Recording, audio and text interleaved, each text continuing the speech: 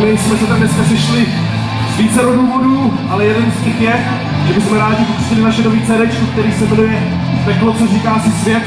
No samozřejmě ten křest nemůže udělat kapela, to by bylo zvláštní, takže já jsem strašně rád, že tady za mnou se srocuje Remortis, ale přijdou dva přítelové, zřejmě asi líp česky.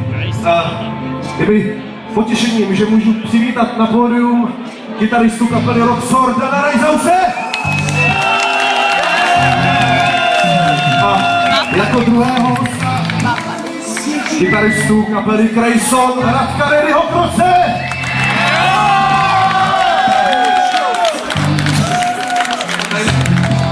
No a přátelé, samozřejmě kluci vám k tomu možná i něco řeknou. Začne dál.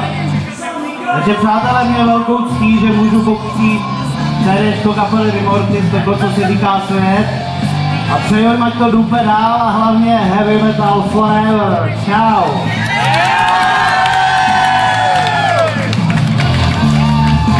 Takže klukům hrozně štěstí, já jsem přišel za Krejson, za celou partu popřát.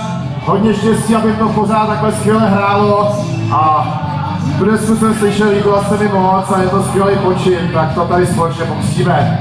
A je třeba taky jim zatleskat, protože fakt dělají dobrou muziku. Pojďme! Pojďme!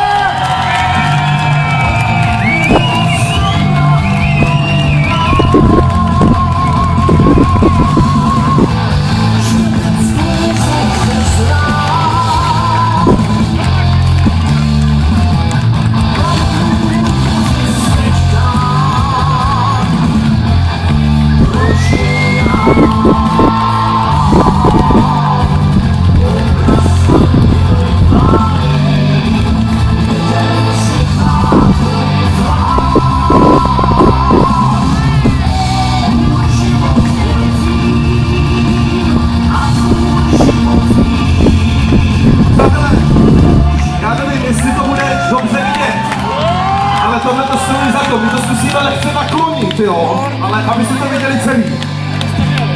Pojďme to zkusit nějak do prvních řad a zkusme naklopit, aby to bylo vidět.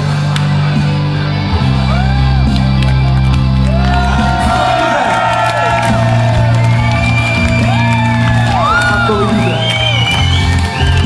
Ten dot je docela velký, až mi dohrajeme. Ten dot tamhle bude u vstupu, jak máme stánek, a kdo dřív přijde, ten dřív mele.